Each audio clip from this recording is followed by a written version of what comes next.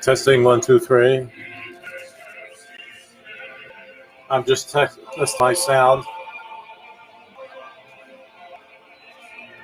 Okay. Testing 1, 2, 3. Okay, well, I was just doing a little test over there. And let me lower this here. Seems like the sound is good. And let's just get some local music here. Let's see. Getting set up here.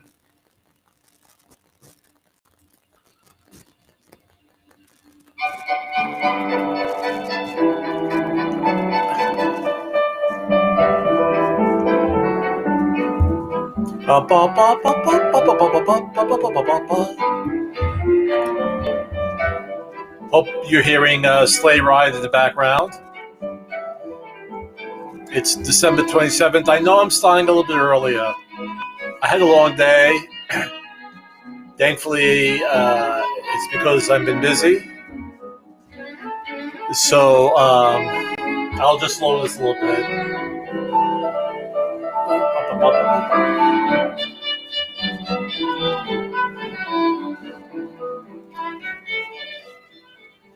Okay. I hope you all had a wonderful, loving, safe Christmas. It's Christmas weekend. The radio is still playing Christmas music, and I think that's great. I believe Christmas goes to January 6th, and that's how long we leave the decorations up. And then, Mike, as long as we get it down before Ash Wednesday, that's what's most important. But to me, this is the true Christmas season right now, from the 24th to January 6th. So I celebrate, and I still play lots of Christmas music, which would probably annoy most people. But I also listen to a lot of classical Christmas music, which is very diversified. I mean, it's not Holly Jolly Christmas or I'll Have a Blue Christmas. There's a lot out there when it comes to classical Christmas music, but I enjoy it. I love the music. I was actually a music major undergrad, but my master's is in business. But that's enough about me. So, and again, I apologize. I'm going to change the time schedule because I'm predicting that 2021 is going to be very, very busy. And when we mostly show homes, we'll be on the weekend. So I'm going to leave the 10 a.m. spot on Saturdays as a repeat performance of the Saturday before that, where the original one will be at 7 p.m. Now, I was going to do last night at 7 p.m., but between getting in new leads and setting up appointments for a customer I've been working, or a client I've been working with for the last few weeks, and then the holidays, it's the holiday weekend, visiting my daughter and the grandchildren, and it was a busy weekend. So I made this one Sunday night, but I'm going to try out to reach a larger audience, and I'm getting more viewers. But I think that maybe a Saturday early evening might be a good time slot with a repeat on Saturday morning. And this way I could go out Saturday morning, show homes, while a repeat broadcast is being played, and then 7 p.m. will be a new one. So that will be the format for now. I'm going to play with that. and see what the response is. But it's been busy, and again, well, we'll get more into it when I go over the year in review. But my predictions is that 2021 will be very, very strong in real estate if we accomplish two things. But let's do first our little introduction to real estate with Mr. G.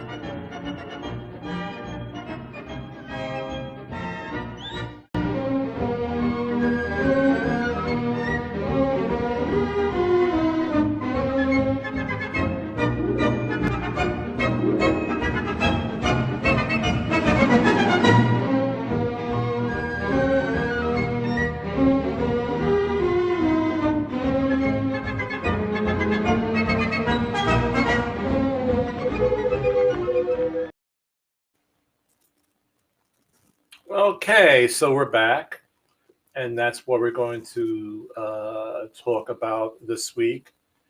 I usually introduce our producer, Leonard Potapkin, but he's back in his old country for the holidays, and we'll see him next Saturday. But we will see some video clips of him when towards the end of the show. So we'll be able to see Leonard, but in a collage of video clips. It's actually going to be all the guests we had in the audience throughout the year, and it's pretty amazing. And actually, I wasn't able to cover. I had a scratch on my nose. I apologize. I wasn't able to cover all the guests, but a good portion of it. But we'll have that in review. So it's now the few days left before the end of the year, and just wanted to go over what happened this year and the good parts of it, the bad parts of it, what we could do in the future to better the market. So let me get up my little tool. I think I need to get rid of my caption here for a second to make room. And we'll get up here. And these are the key events in the real estate market in 2020. And I put this together as a review to go over what happened this year. And we'll just discuss it. So with the outbreak of COVID-19, homeowners who still resided in their homes they wished to sell held off with concerns of potential buyers walking through their homes. And for that reason, for number two, the real estate market had fewer homes in the market or on the market than in previous years. Now, and that was a big concern. I had people who I was working with going back to March who contacted me to list their homes. And then when the outbreak of COVID-19 came and all the restrictions, and we began wearing masks, which I'm 100% behind. We all should wear a mask. But people who still resided in their homes were concerned about having large amounts of people walk through their homes, and rightfully so. Especially if you are older and you're in that more vulnerable group of catching COVID-19. And by the way, that's me. So people had concerns about that. So they said, Chris, we're going to hold back for now. We don't want to put it on the market. the majority of the homes, or a good amount of the homes, I don't want to say majority, were homes that were already empty. They had moved, and the owners, since they were no longer living there, said it was okay. We'll put it on the market. We could have people walking through. We're fine with that. So those homes were on the market. The ones that were on the market that were still occupied, we took precautions. We made sure we walked through the house with our mask on. Many of us provided rubber gloves if people just wanted to test out the cabinets and take a look inside. We took all those precautions. What was also very big this year was recorded tours of the homes. So not everybody does that. Not everybody does a walkthrough video tour of the house. So that became very popular. So the potential buyer could go on the multiple listing service and go through the video of the home and basically fine-tune their search or fine-tune the homes they were actually going to walk through. In the past, if a potential buyer picked out 20 homes, we would walk through those 20 homes. But with COVID-19, they would review the video footage and weed out the amount of homes they would actually visit to a smaller amount. So we brought down the amount of people walking through homes. So that was a good idea, and that helped a lot. Granted, videos and even photos could be misleading, especially when it comes to size, especially when it comes to seeing some imperfections in different parts of the home, whether it's the framework, the moldings, if there's any type of wood rot or columns. That's something I saw today. You're never going to see that through a video. I mean, no one's going to take a close-up of wood rot that's on the porch, on the column, on the facets, on the soffit, so that is most likely not going to show up on video. You'll see the walkthrough, but really no close-ups. So through the guided tours, the video tours, you get an idea. Say, well, this is something I'm really interested in, and you would go see the house.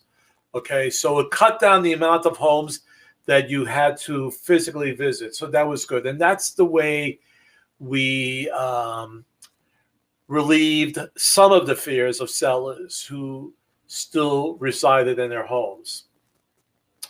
But what happens when you go down to 3, and just making references to with fewer homes in the market, number 3, low inventory causes home prices to rise. And that's a basic economic formula. When you have low stock and a good demand, you have to have the demand, and we do have the demand, the prices of items, and in this case, homes, increase. So we had a good increase in home prices within the last 7 months to 12 months. Now, on the positive side, as we look at number 4, homeowners had an increase in equity. So a couple good things. If they wanted to borrow against their equity and perhaps do an improvement to the house, redoing the kitchen, redoing the bathroom, they would now have money to borrow against. It also brought more value to their homes themselves if they were going to put it in the market. All right. So this definitely helped the homeowner. And especially if they wanted to sell and buy a bigger house, they would have more money for a down payment. with the increase in equity. So this was a good thing for the sellers. But what was good also for the buyers, like even though we had this increase in home values, well, first we have number 5, buyers in the market were met with lots of competition. So that may not be the greatest thing for your home buyers. Okay.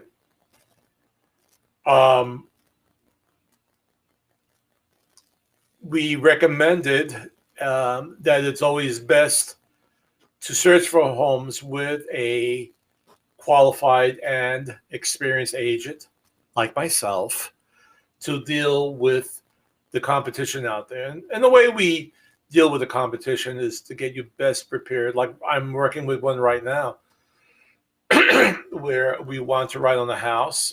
We're getting the mortgage letter in place that's made specifically for that property. There is flood insurance on this house. We have to find out exactly the price of it. It's a little bit more complicated with the flood insurance, but we're trying to get all our ducks in a row to get the best offer in as quick as possible. And we may have a competing offer on it. But these are different things that we do, and we help our buyers to deal with the strong competition in the market. And there is a lot of competition. I did an earlier live stream where I discussed questions from various home buyers that I took from a Facebook group, questions that were coming up, and many home buyers, and this is actually a first-time home buyers group, they're getting very discouraged because, as soon as they want to put an offer in the house, they find out there's multiple offers on it, and sometimes they lose it. And it's a tough market right now. So with number 6, home buyers were receiving offers within 24 hours on the property, and many times multiple offers were coming in, where we have the highs and best. The highs and best is not always the highest offer. It depends with what you're asking for in return. So if you're asking for closing cost, even though your offer might be higher than another one, but if they're a little bit lower, but they're not asking for any closing costs, then most likely the seller will go with that offer. So that's why this form is called highs and best, because sometimes the high is not the best offer. And sometimes if you go in, and I'm not recommending this, okay? Disclaimer, I'm not recommending this, but sometimes if you put an offer in the house and there's no home inspection contingency, then the seller knows, hey, they're going to go straight for it. We don't have to battle out repairs on the house and negotiate on that. As long as the house appraises for that amount, boom, we go to closing. But I'm not recommending that. I mean, that's only if you know for sure that this house has no problems whatsoever. It looks strong, but sometimes what's on the surface doesn't reflect what's going on underneath. So I do not recommend not having a home inspection. It's very important to do that. So that should be done. But, you take on that risk of once you move in, if you're not doing the home inspection, and once you move in, you find some issues, you have to deal on it with your own finances, okay? But the positive thing for the home buyer, even with all this competition, is that the interest rates are lower. So a house that couple of years ago was 200, but now is 210 or 220. With the lower interest rates today, your monthly mortgage payment may be the same as if the house was still at $200,000. So even though there's an increase in the price of the home, your monthly mortgage payment will probably or most likely be the same or not that much higher, okay? So that lower interest rates offsets the increase in home price. Now, here's some of the negative things about what's happened. So the layoffs and business closes hurt the first-time home buyer market. So what does that mean? People who are just starting out, I mean, it's usually a younger population, and they were working in some sort of industry, but they've been laid off, or a restaurant or a retail store, and they've closed, or if they laid off people. But you know what? It doesn't even have to be retail. It could be a factory. It could be a warehouse. It could be a manufacturer.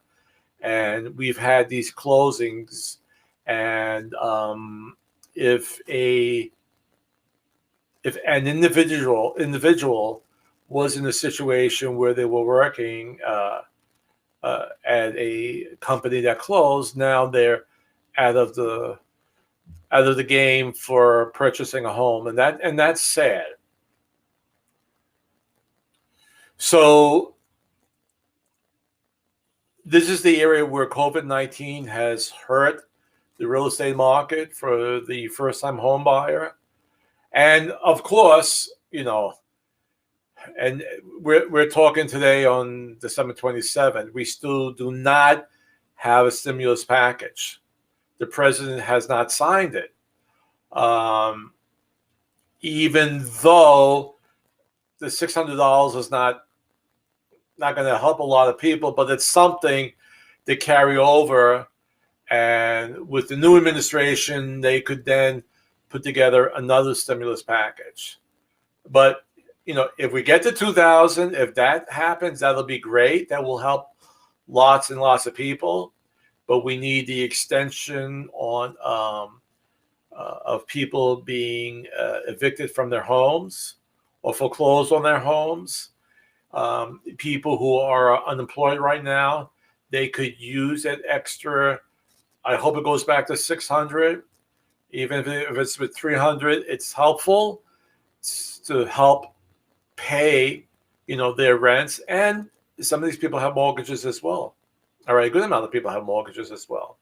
But what also happens, if we look at number 9, owners of investment properties are in financial difficulties as renters cannot pay their monthly rents. So they who are investment owners, property owners, they're having trouble paying their mortgages on the houses they are renting. All right. So we may see in 2021, if we don't have this situation cleared up, more foreclosures within the investment industry. Okay. So this stimulus package is truly, truly needed. And as I scroll down even more, okay. So what is, okay, I typed this up pretty fast. I don't have all my correct tenses of my verbs. What is needed most is to get COVID-19 under control and eradicated. Okay. Now that's number one, because once we get it under control and eradicated, hopefully some businesses can come back. Some businesses could go back and hiring a full staff of workers. All right. Even when it comes to supplies, If you've been going to your Home Depots, your Lowe's, your Ace Hardware stores, some items you will see are very, very low in supply because these manufacturers are not getting them out because they have people out sick, they have people, or they've laid off people because they can't pay them. So we need to get this under control. I believe we will. I'm feeling very positive. This is personal because we had the vaccine and praying to God that it's going to knock it out. We're not going to have any difficulties with it. It's going to take a while before it reaches the general public, and hopefully that's done. I like to see that done, or we all would like to see it done by, March, April. It might have to be late spring or early summer where we really have the reins on this COVID-19. But I believe it's going to happen. I feel strong about that. And number two, a new stimulus bill has to be signed. We have to get something out to the people to help the people who've been laid off, who are not working, who can't make their rent payments, to investors who cannot pay their mortgages on the houses they are renting, to the different industries, to the entertainment industries, like the movie cinemas, to the opera houses, to the concert halls, to the other areas, other venues, whether it's rock music, if it's jazz music. And don't forget, it's a domino effect. If people are not going to the Virginia amphitheater to see, a band perform, that's hurting. All the employees who work there are hurting. The vendors, the concession stands are hurting. The restaurants nearby are hurting. The parking lots are hurting. Okay. So it's a domino effect, and it affects many, many people. So this has to be done in this year coming up. We have to work on these two items, and I believe it will happen. I feel confident about that. Okay. We're going already on half hour. I always like to keep my live streams about a half hour. So I was actually going to talk more about, let's see here. I might just end it here. Hold on. Well, we could talk more about this next week. Next week, I wanted to talk about what we see happening. Excuse me. What we see happening in 2021, and I could include that in next Saturday, which will be the day after New Year's. It'll be a brand new year, and we'll see also what happens during the week. If we get a stimulus package signed, we could talk about that. So this session was the year in review, and next Saturday we'll talk about what to expect in 2021. So what I also wanted to do is that I wanted to have a year in review with my live stream broadcast. And if you've been watching, we've been very fortunate because it seems like every show we had a famous celebrity in the audience. And it was always introduced by Leonard Potapkin, my producer. He would all of a sudden find out we had a famous celebrity in the audience, and he showcased them. So I put together a collage of the different people who were in the audience in 2021, and I didn't do everybody, because if I did everybody, it would go on, for about 5-10 minutes. I just did kind of the highlights. So right now, excuse me, we're going to see who were a review of the year in review of the famous celebrities that were in our audience. Okay? Ladies and gentlemen, Mr. Stevie Wonder.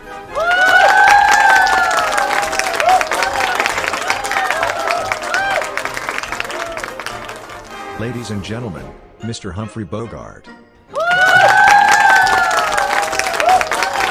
Ladies and gentlemen, Mr. Irving Berlin.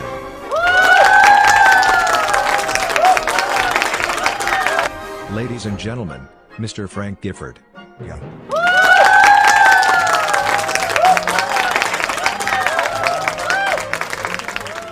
Ladies and gentlemen, the eminent Pope Francis.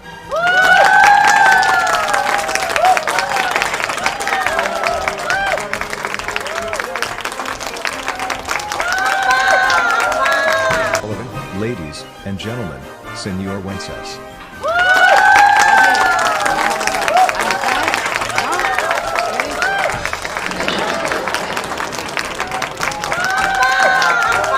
Ladies and gentlemen, the Flying Zacchinis.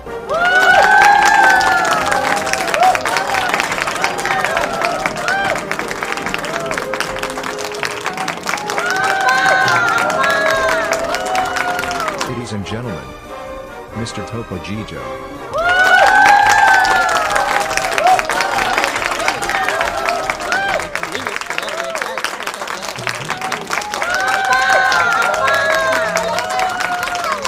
Ladies and gentlemen, Mr. Robert De Niro.